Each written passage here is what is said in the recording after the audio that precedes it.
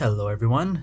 In this video I will be demonstrating infinite walking using in-game snap turning set to 60 degrees. I'm not a military or tactical expert, but the goal is to propose this technique's possible use for tactical simulations. I'm using the Oculus Quest 2 and will be playing Onward and Contractors. Before we dive in, I have to say, after reviewing the footage, this technique looks a bit disorienting, but me being behind the headset at the time of recording, I thought nothing of it. Running and looking around felt completely natural minus the snap turning. I would ultimately love for the DEADSHOT Elite to be considered for use in tactical simulation exercises, showing the ability to further immerse players by putting their physical weight into the virtual world and allowing them the freedom to imitate real-life weapon handling with very few limitations is ideal. I believe that the DEADSHOT Elite VR gunstock gives players that freedom.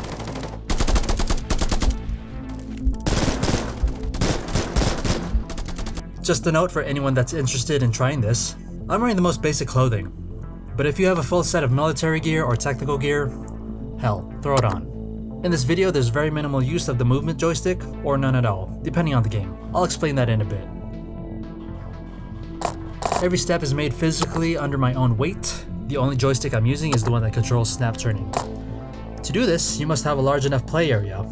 You can use an empty garage, backyard, a large living room, but please don't bring a gunstock to a park or anywhere in public. That's just irresponsible. Make sure your ground is completely flat and there are no obstructions to avoid injuring yourself. For this video, I'm in my backyard. With snap turning, the idea is that every time you reach the edge of your guardian, you will rotate and align your view to the direction you want to go. This also means that you have to physically turn around and go the opposite way for every guardian realignment. You can't see it in the recording, but that blue grid is popping up on my headset a lot. It's a small price to pay for an infinite amount of steps. While playing, I am gunning it. I really feel the need to take cover behind cars, trees, poles, walls, or anything else that I can get behind. The experience is greatly amplified now that I have to do everything myself, including walking and running. With the DEADSHOT Elite, I can implement real-life firearms techniques and reloads while under pressure from enemy fire. I'm no expert, so I'm sure you guys can do it way better. As I continue to play, I'm becoming more cautious as to which cover I move to, because moving through open areas leaves me more prone to getting shot. I also have to consider the amount of physical energy I have to put into the distance I have to travel, and the amount of turns I have to do with snap turning. Contractors allowed me to walk freely. It was without fault, which is why it's being showcased much more. I can easily walk through doors, around cars, and poles with no interruptions. Onward, on the other hand, has issues when trying to walk in between two objects.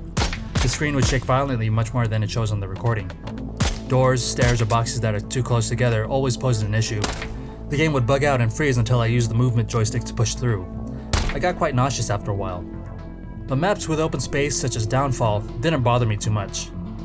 Except this little moment.